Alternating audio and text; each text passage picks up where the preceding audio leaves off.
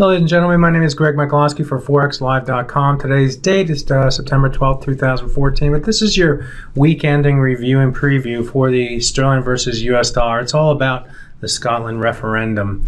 Before I get started, let me remind everybody that if you like this video and want to see more of them down the road, just click on the subscribe button on our YouTube channel. Also, if you are new to Forex or never heard of ForexLive.com, you should come to ForexLive.com on a daily basis for your currency news and, most importantly, your analysis of the currency news from a fundamental and technical perspective. We're professionals in the field.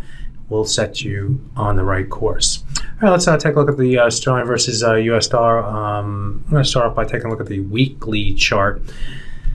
First, and before I even talk about the technicals, everything's going to be centered on the Scottish referendum. Over the weekend, we're going to have different polls come out.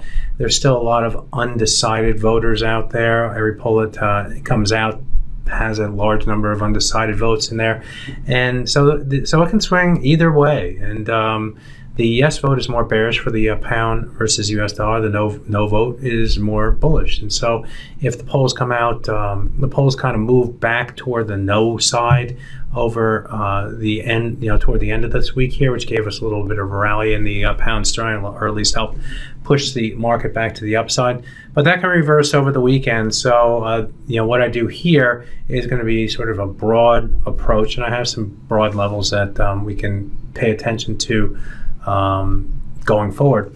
First of all, off of the weekly chart here from a technical perspective, this blue line represents the 100-week moving average. That level came in at the 90.84.6, let's call it 90.85 level in trading this week. Our low for the week came in at 90.50.3. So we moved below that 85 level on the downside and moved down to the 50 level during the week. This level continues to be a key level for the pound versus US dollar. If we move below it because of weekend polls and we open up below that level, that would be more bearish for the currency pair, in which case we'd be looking for a test of the 50% retracement level and the 200-day moving or 200-week moving average. That 200-week moving average comes in at 160.03. The 50% retracement of the move up from the 2013 low to the 2014 high comes in at the 160 and change 009 level. And so let's call it the 160 level. Nice little round number there. We could, in theory, open up below the 160 level off of a strong yes poll with little uncertain votes within that poll, and that could gap the market to the downside. So first things first, lots of weekend gap pressure or potential here.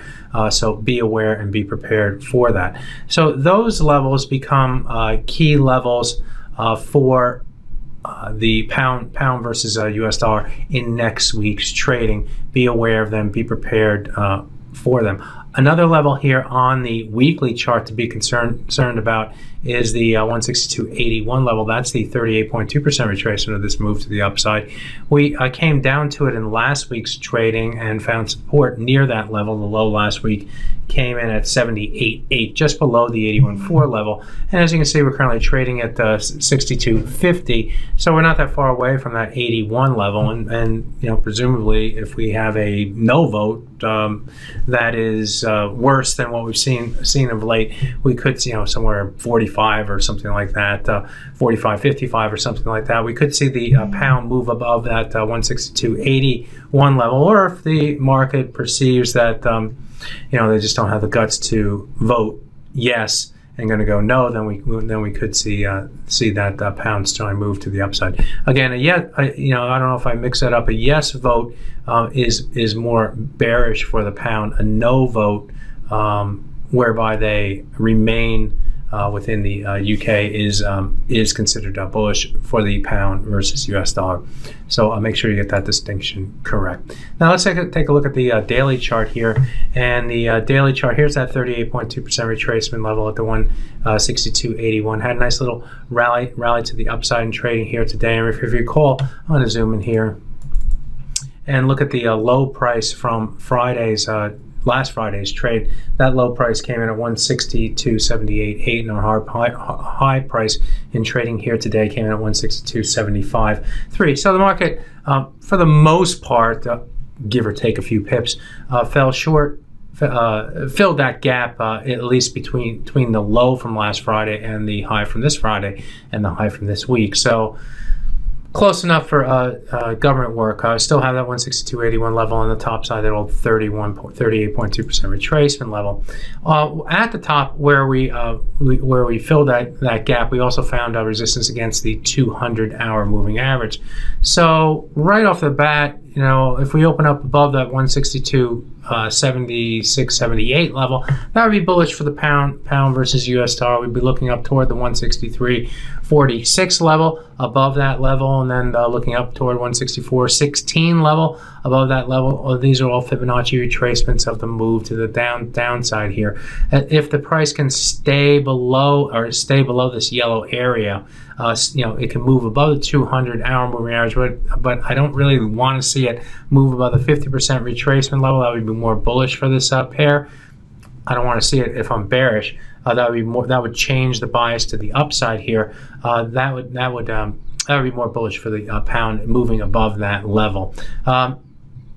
But what we do know is this is a key resistance area right here where we're at, around the 162.80, 76 to 80 level, key resistance for that pair.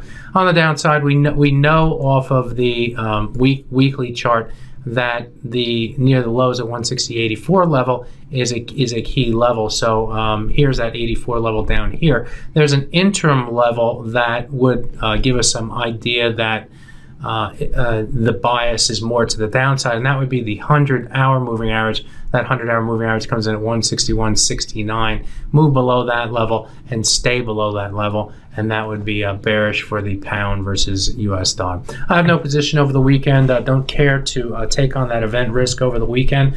I hope that you feel that same way, and we'll revisit this on Monday. But we do have key levels that we can lean against and define our risk against for the pound versus US dollar. Good fortune with your trading. My name is Greg Michalowski for ForexLive.com. Bye-bye now.